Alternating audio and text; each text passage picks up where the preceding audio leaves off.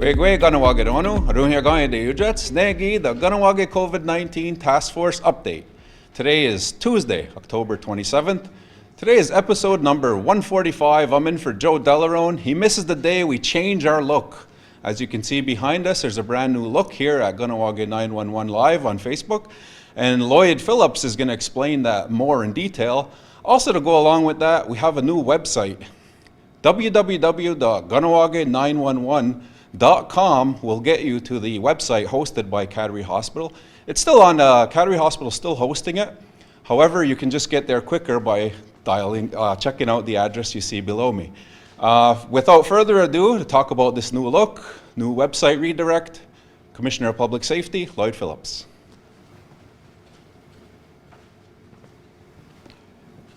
Okay, thank you very much, Neil. Good afternoon, everybody, and welcome to another update from COVID Task Force. But today will be a little bit different for my role anyways. I just wanted to really, take a look, and we have decided to shake things up a little bit here and change the look of these updates. And here we've been working on a logo for a while. As you could recognize, the big 911 is what we have on Facebook and our logo, but then obviously Kahnawà 911, and it kind of outlines all the elements that include public safety, emergency response, such as rescue, emergency medical services, security, peacekeeping, public safety in general, and then recovery, prevention, fire, response, public health, and mitigation. All the key core elements that are part of an emergency response, on a recovery to any type of emergency. So we want to have this new look, I guess, put forward, rather than having it the same one that we've been seeing for the past 7.5 months or so. We're kind of joking behind the scenes that if we knew that obviously these programs and the Facebook Lives were going to be carrying on for a number of months, that we would have had something done sooner. But we felt that now was the time to take that next step and have this for you. Because moving forward, one day, this pandemic will come to an end, and unfortunately there will be other times where we require a backdrop such as this to deal with other public safety or public emergencies, police emergencies, or whatever, where we could again, talk to the community, live on Facebook, for future occurrences. So this will be some type of the standard backdrop that you'll be seeing from here on in. So, with that, actually for today, I'm going to leave most of the updating to the Executive Director of KMHC and the co-chair here at the task force, Lisa Westaway, and she'll be up right after me. So I'll talk to you again soon on Thursday. Take care. On the way. Thank you. Okay, so a few updates today. First, basic is that we have another drop-off on Sunday from 10 to 1. So eligible items for drop-off include clothing, well labeled, of course, with your loved one's name, prepackaged food that can easily be disinfected, cigarettes, toiletries, but no homemade food for the time being. So that's on Saturday from 10 to 1. I also want to give a little bit of an update regarding the testing site. So the testing site is still in operation Monday, Wednesday, Friday afternoons for the time being, but again, we adapt according to need. There have been approximately 5 to 10 people tested per day, sometimes a little bit less, sometimes a little bit more. We do not have any new identified positive cases from those who were tested at this point, and therefore there are also no active cases that we know of in the community right now. So remember, we only have results for those who have been tested, and there are very few people who have been tested recently. However, we are continuing the community health check. So it's the third community health check that's in operation as we speak. So thank you to the staff who are calling, and thank you to all of the community members who actually answer their phone. We've reached 444 people up till now. We started on October 2nd. And the good news is that most people that we speak to, so more than 95% of those that we've spoken to, claim that they do not have COVID-related symptoms. So this is really positive and will be, is obviously part of our discussions at the task force level when we look at measures that need to be implemented or changed in the future. So this is positive. However, we do have over 8,000 people in the community. We've reached 444. This is a good sample, but it's not the full picture, and therefore we continue to urge you, should you have symptoms, to call the testing site to be tested. I wanted to talk a little bit about natural caregivers, both at KMHC and at the Elders Lodge. So natural caregivers is something different that we've implemented in the second wave, since we do not have visitation. However, during the first wave, we clearly identified residents whose mental health was severely impacted, or who in the past regularly had caregiver support, either from a family member or someone who was paid who came in, or from a really dear friend who would come in to provide support. And so what we established was that that support would continue throughout the second wave. So natural caregivers were identified and are part of the treatment plan of a resident.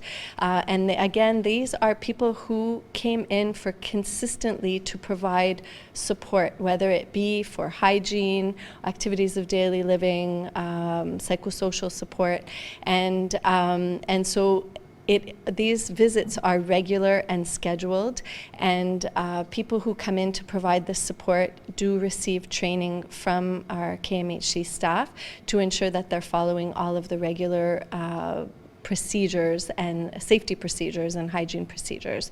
And we've had a lot of calls at KMHC of people who want to become or who want to come and visit because they hear that a friend of theirs has come in and provided support to their loved ones. So I just wanted to explain a little bit more what a natural caregiver is. So these are not regular visits.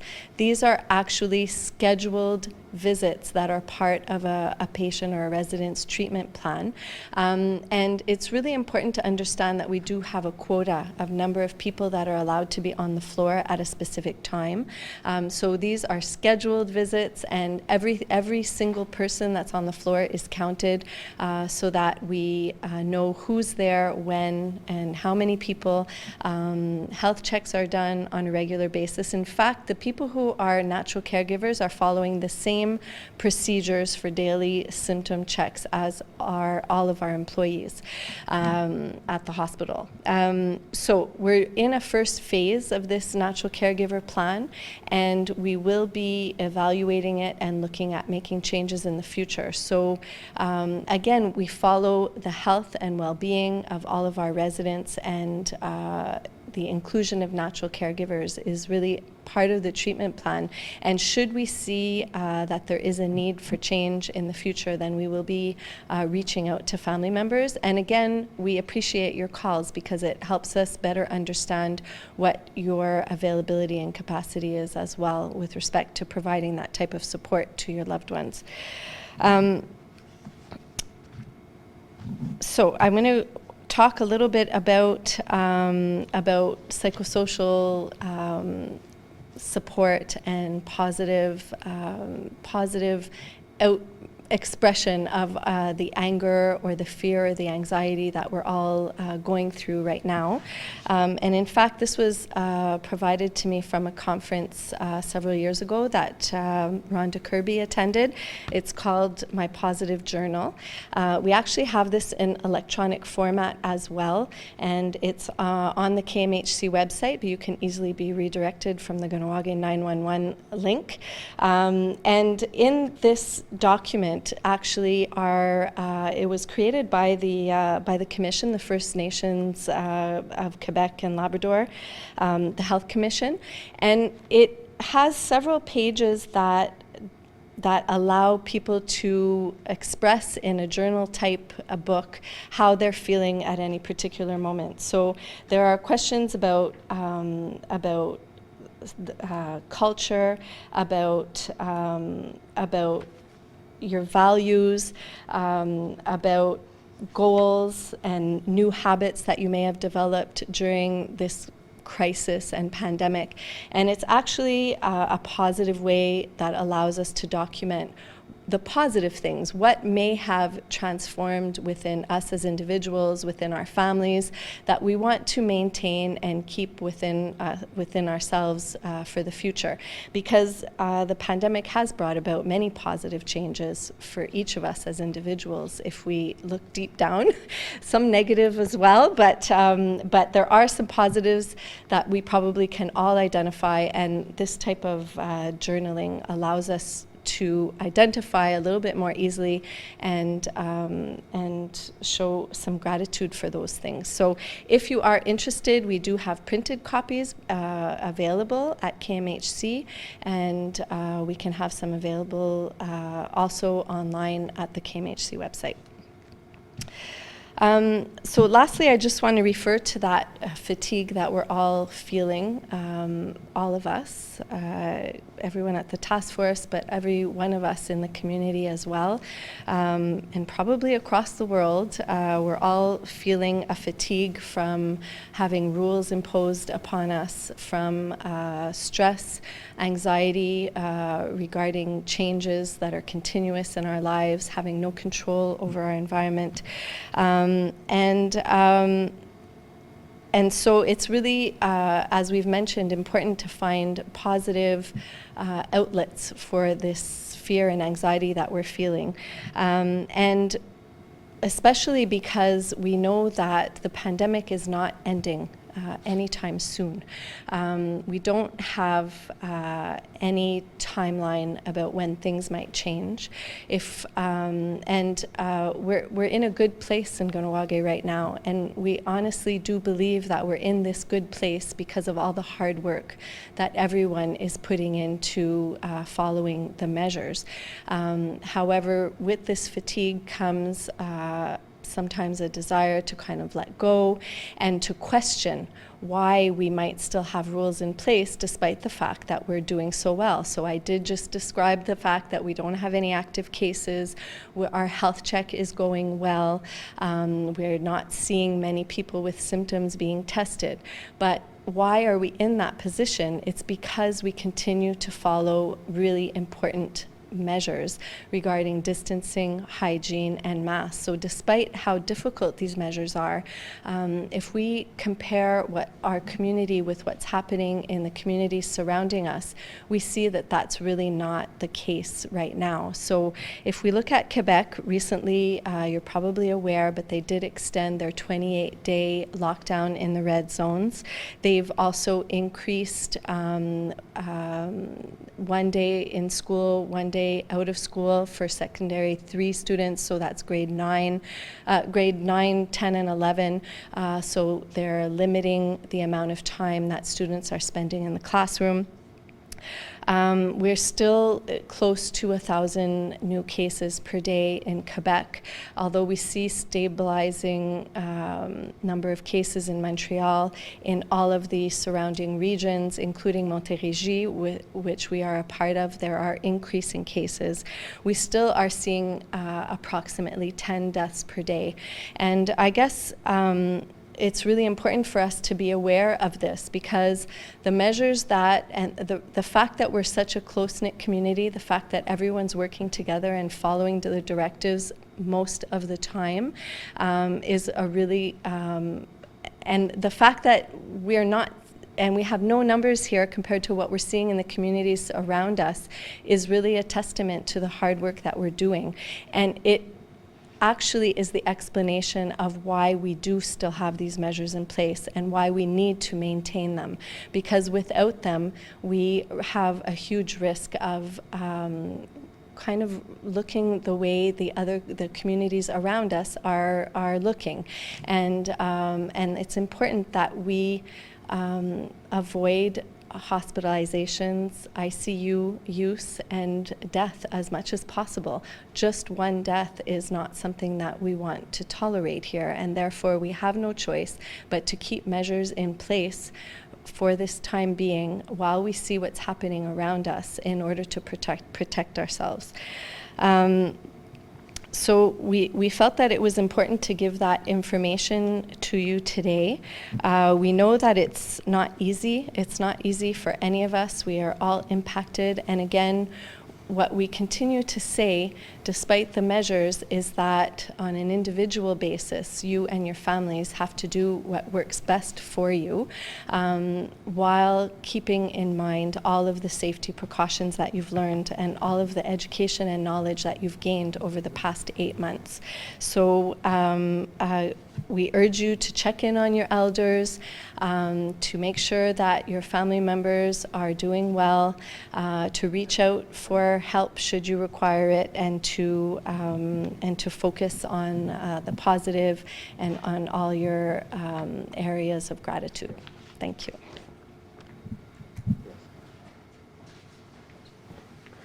Now, Lisa, we're actually going to end the show on one of these positive notes Lisa was talking about.